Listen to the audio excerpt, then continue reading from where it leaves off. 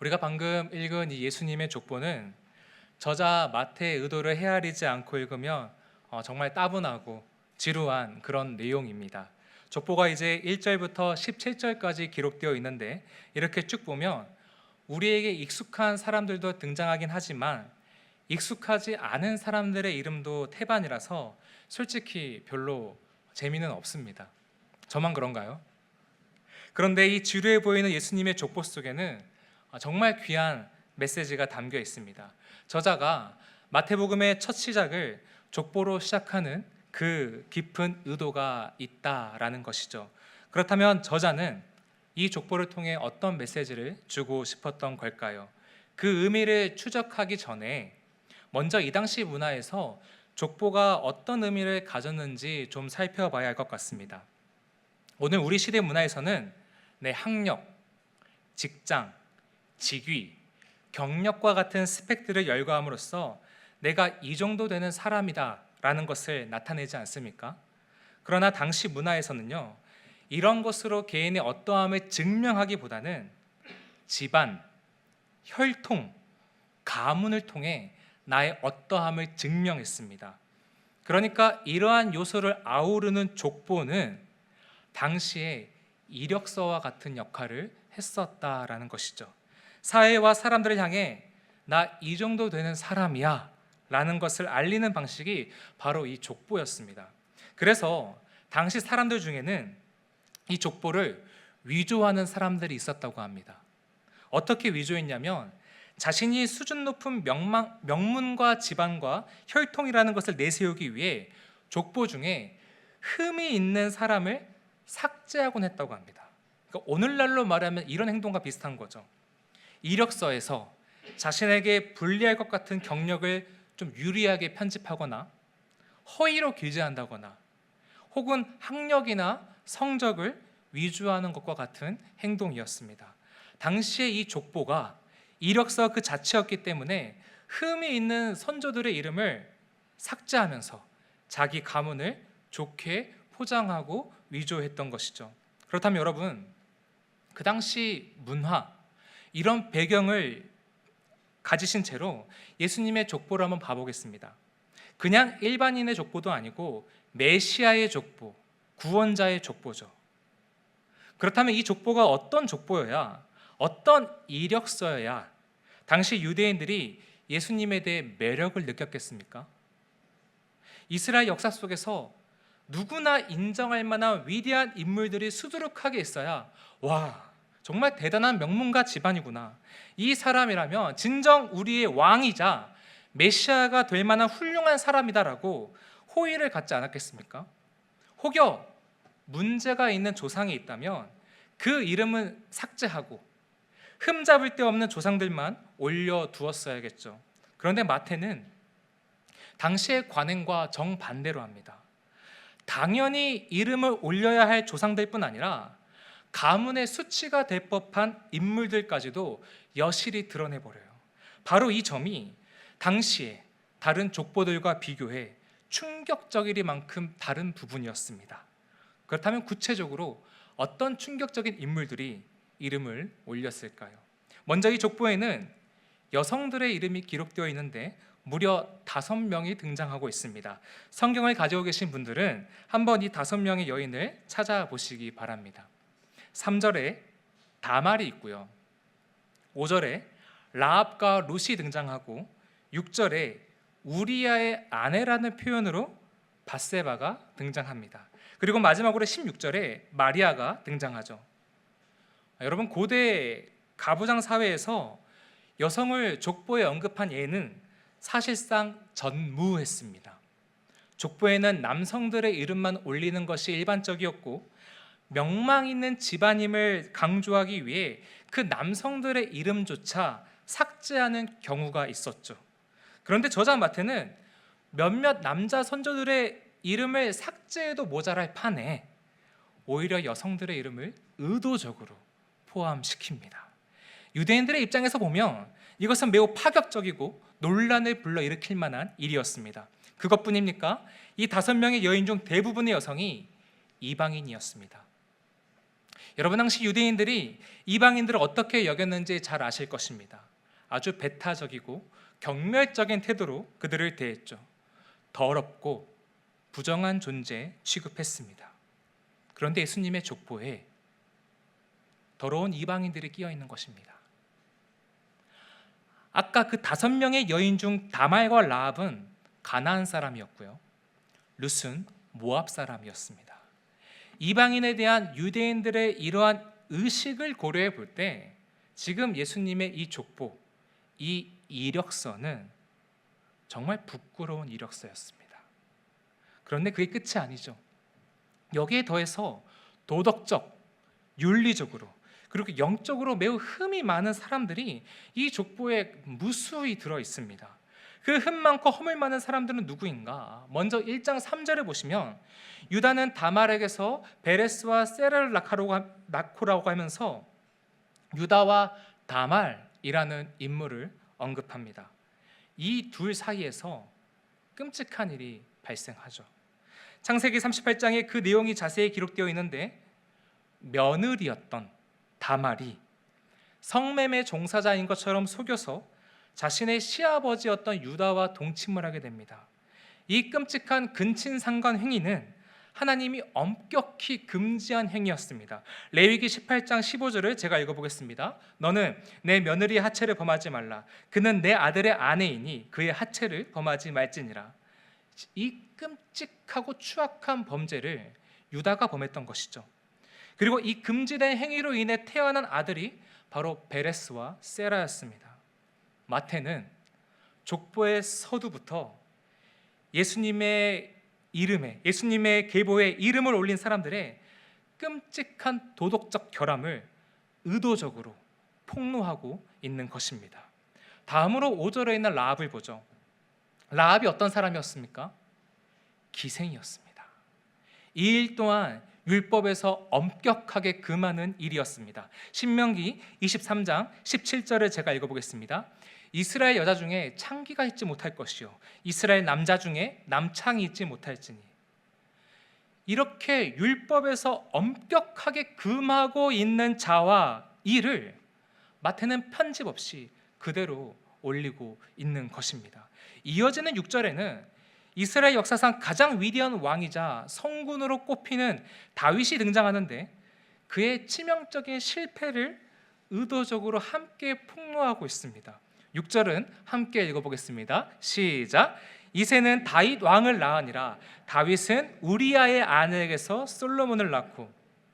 여러분, 5절까지는 여성을 언급할 때 해당 여성의 실명을 그대로 언급했지만 6절에서는 밧세바라는 그 실명을 언급하지 않고 굳이 우리아의 아내라고 기록하고 있습니다. 의도가 있는 것이죠. 왜 그랬을까요? 다윗의 치부와 죄를 더 선명하게 드러내기 위함이었습니다. 자기 부하였던 우리아의 아내를 범했던 간음죄, 그리고 그 추악한 죄를 은폐하기 위해 자기 부하였던 우리아를 맹렬한 전쟁터로 의도적으로 보내 죽게 만들었던 살인죄, 이 두 가지 죄를 밝히기 위해 우리아의 아내라고 의도적으로 표현한 것이죠. 흠이 있는 선조들의 명단은 여기서 끝나지 않습니다. 7절 이하부터는 이스라엘 역사에서 악한 왕으로 손꼽혔던 수많은 왕들의 이름이 기록되어 있습니다. 물론 히스기야와 요시야 같은 선한 왕으로 분류되는 이름도 있습니다만, 하나님께 악하다라고 평가받았던 르호보암, 아비야, 요람과 같은 인물들도 숨김없이 그대로 여실히 드러나고 있죠. 이처럼 흠결로 가득한 수많은 사람들이 이 명예로운 구원자의 이력서에 이름을 버젓이 올리고 있습니다. 그렇다면 저자 마태는 왜 당시 행해지던 관행처럼 이런 부끄러운 이름들을 편집하지 않고 그대로 기록했을까요? 율법상 하나님의 존전에 나아갈 수 없던 죄인들과 당시 유대인들의 반감을 불러일으킬 수 있는 이런 흠 많은 사람들을 적나라하게 기록함으로써 그는 과연 어떤 메시지를 전하고 싶었던 걸까요? 그가 이 족보를 통해 전하고자 했던 메시지를 두 가지 정도로 추릴 수 있을 것 같은데, 첫 번째 메시지는 당연히 복음의 메시지입니다. 성도 여러분, 족보는 가족의 혈통과 계보를 기록한 책입니다. 즉, 한 가문, 한 가족에 속했음을 증명해 주는 책이 바로 이 족보죠.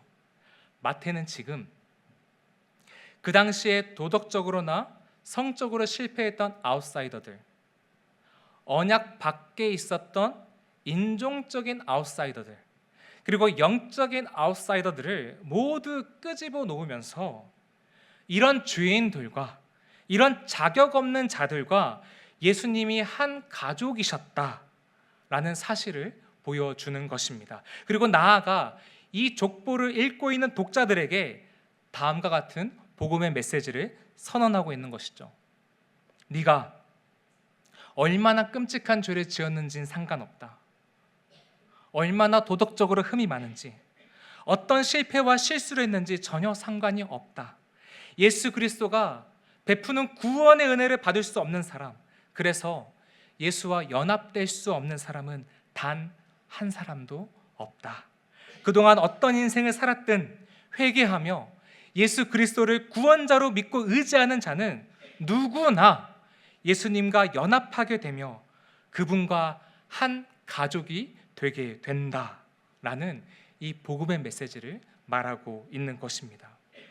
여러분, 지금 이 시점에서 성령의 감동을 받아 이 마태복음을 기록하고 있는 저자 마태의 심정을 한번 헤아려 봅시다. 마태는 이 족보를 한 줄 한 줄 기록하면서 첫 줄부터 감격의 눈물을 흘렸을 것입니다. 왜 그런 줄 아십니까? 마태는 예수님의 제자로 부름받기 전까지 세리라는 직업을 가지고 있었기 때문입니다. 당시 세리는 로마 제국을 위해 자기 백성들에게 세금을 징수한다는 이유로 매국노 취급을 받았습니다. 그래서 로마로부터의 독립을 위해 투쟁했던 열심 당원들에게 암살 대상이 되기도 했고, 일부 유대인들은 이 세리를 창기와 다를 바 없는 존재로 취급하기도 했습니다. 이런 취급을 받으며 살았던 마태가 예수님의 제자, 예수님의 가족이 되어 이 족보를 기록할 때 그때 심정이 어땠겠습니까? 특별히 5절에 나오는 기생 라합의 이름을 쓸 때 그의 심정이 어땠을까요? 창기와 같은 취급을 받던 나에게도 구원의 은혜를 부으시어 가족으로 삼아주신 이 복음의 은혜가 너무 감동적이고 고마웠을 것입니다. 내가 어떤 인생을 살았든 상관없이 내 모습 이대로 받아주시고 사랑해 주시는 그 차별 없고 조건 없는 사랑에 전율하면서 눈물을 뚝뚝 흘렸을 것입니다. 이 시간 우리 성도님들의 마음속에도 마태가 전달하고자 했던 이 복음의 메시지가 심겨지기를 간절히 축복합니다. 여러분이 어떤 흠이 있든, 어떤 끔찍한 죄를 범했든, 어떤 실수와 실패를 했든 괜찮습니다. 그분께 나오십시오. 예수님은 당신께 나오는 자들을 부끄러워하지 않으십니다. 오히려 그분은 그런 여러분과도 진정한 가족이 되고 싶어 하십니다. 그분은 여러분이 어떤 사람이어서 사랑하시는 것이 아니라 어떤 사람인지 알고 계심에도 불구하고 사랑하신다는 사실을, 그리고 이것이 바로 복음이라는 사실을 꼭 기억하십시오. 제가 이제 사역 현장 속에서 종종 이런 고민을 가지고 계신 성도님들을 만나게 될 때가 있습니다. 목사님, 제가 교회 다닌 지 오래됐는데도 여전히 자주 넘어지고 죄 가운데 있고 좀처럼 변하지 않는 것 같아요. 그래서 하나님 앞에 참 부끄럽고 아직도 이렇게 잘 살고 있지 못하는 내가 구원받을 자격이 있을까? 구원받을 수 있을까라는 생각이 솔직히 들 때가 있어요. 혹시 이 자리에도 이런 고민을 가지고 계신 성도님들이 계실지 모르겠습니다. 제가 이제 이런 고민을 갖고 계신 성도님들을 만날 때 드리는 답변이 무엇이냐면, 복음은 충고가 아니라 소식입니다. 복음은 충고가 아니라 소식입니다라는 말을 꼭 해드립니다. 이게 무슨 말일까요? 이 말을 조금 더 풀어서 설명드리겠습니다. 여러분, 충고가 무엇입니까? 충고는 누군가에게 해야 할 일을 조언하는 것입니다. 누군가에게 어떤 일을 해내라고 촉구하면서 모든 것이 당신이 그 행동을 하느냐 못하느냐에 달려있다고 말하는 것이 바로 충고죠. 반면에 소식은 무엇입니까? 소식은 이미 실행된 일, 이미 벌어진 사실 또는 사건을 전하는 것입니다. 이미 누군가가 어떤 일을 했으니 일어난 그 일을 인식하고 그 일에 맞게 반응하라고 촉구하는 것이 바로 소식이죠. 구원을 한번 이 충고와 소식에 대입해 보겠습니다. 먼저 충고는 구원에 대해 이런 식으로 말합니다. 예수를 믿어 의롭게 된 것은 맞지만 그것으로 끝난 것이 아니다. 이제부터 성도의 몫이 남아있다. 기도와 순종을 더 열심히 해야 하고 더 윤리적이고 도덕적이고 거룩하게 변화되어야 한다. 그렇게 당신의 몫을 잘 해내야 구원을 지킬 수 있고 마지막에 하나님께 받아들여질 수 있다. 구원이 나한테 달려있대요. 나 좀 가봐야 알 수 있대요. 이게 충고죠. 반면 소식으로서의 복음은 이렇게 말합니다. 예수 그리스도께서 이 땅에 오셔서 인간이 할 수 없는 일을 이미 다 하셨다. 십자가를 통해 구원의 모든 일을 완전하고 충분하게 이루셨다. 이 예수를 믿는 자는 영원히 취소될 수 없는 구원을 얻고 하나님께 영원토록 무한한 사랑과 용납을 받는 자녀가 된다.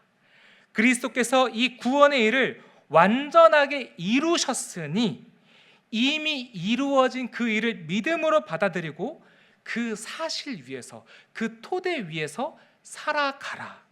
이게 바로 소식으로서의 복음입니다. 흥미로운 것은 어떤 신자가 충고를 자주 들었느냐, 소식을 많이 들었느냐에 따라 서로 다른 순종의 모습이 나타나게 됩니다. 표를 한번 띄워주시겠습니까? 먼저 저 표에서 종교, 왼편에 있는 종교는 방금 말씀드린 충고로 보시면 되고 복음은 소식으로 이해하시면 됩니다. 충고의 메시지는 신자 안에 순종하면 용납될 것이다. 순종한 만큼, 더 잘한 만큼 받아들여질 것이다라는 율법적 의식을 형성시킵니다.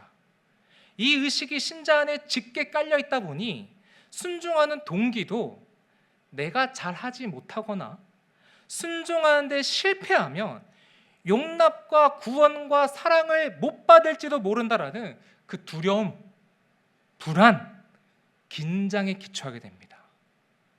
반면 소식의 메시지는요, 신자 안에 자유함과 기쁨을 불어넣어주면서 완전하게 용납되었으므로 순종한다라는 이미 이루어진 사실 위에 설 수 있도록 이끕니다.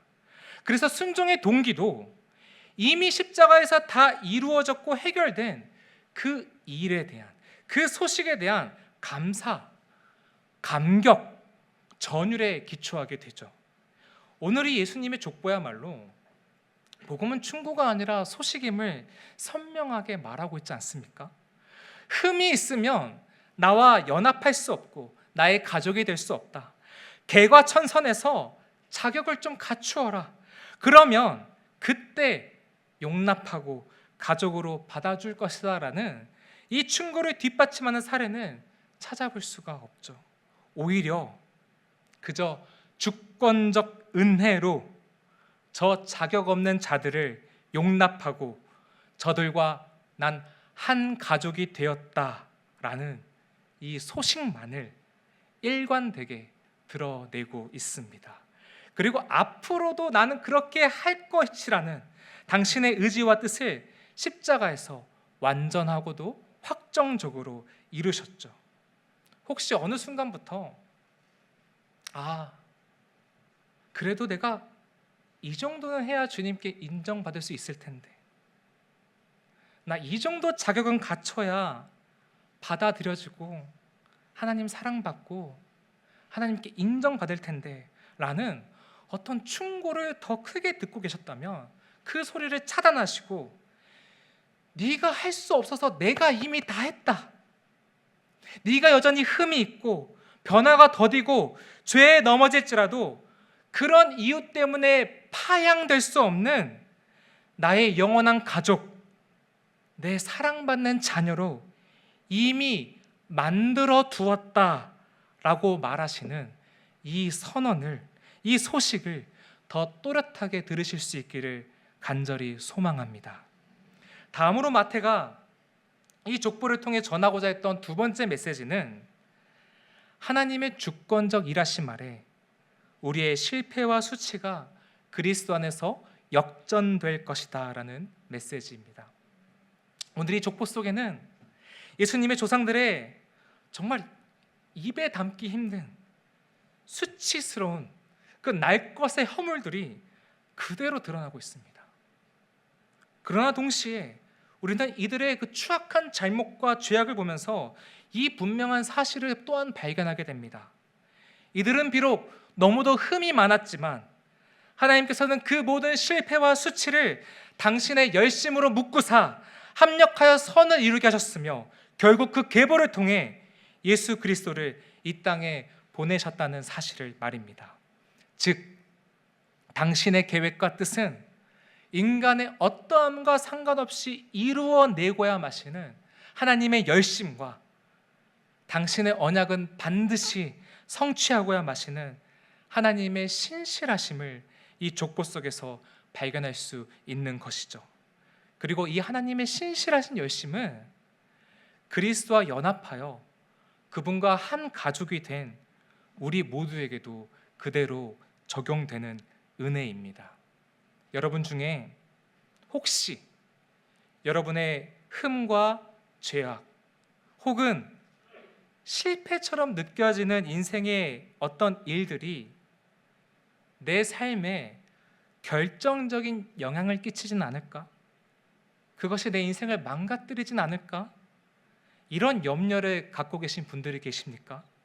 오늘 마태는 예수님의 족보를 그런 여러분들에게 보여주면서 이렇게 답변하고 있습니다. 복음의 은혜로 하나님의 자녀가 된 성도들이여, 담대하라. 당신은 당신의 인생을 망치는 결정을 할 수 없는 존재들이다. 당신은 당신을 향한 하나님의 신실한 계획을 당신의 의지로 감히 망칠 수 없는 자들이다. 하나님은 당신이 실수와 실패라고 생각하고 있는 그 일을 선으로 바꾸실 것이며 역전시킬 것이다. 이 족보가 그것을 말해주고 있지 않느냐. 그분은 저 처참한 실패자들 틈 속에서 저들의 실패를 뚫고 구원자를 나오게 하셨다.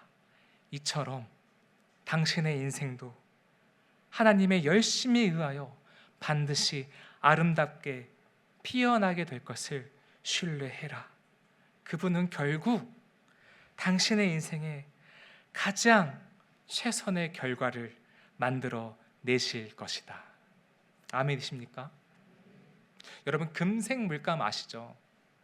이 금색 물감이요, 어떠한 큰 그림, 큰 작품 속에서 정말 반짝반짝거리는 그 금빛으로 드러나기 위해서 의외로 반드시 그 그림에 필요한 색이 있다고 합니다.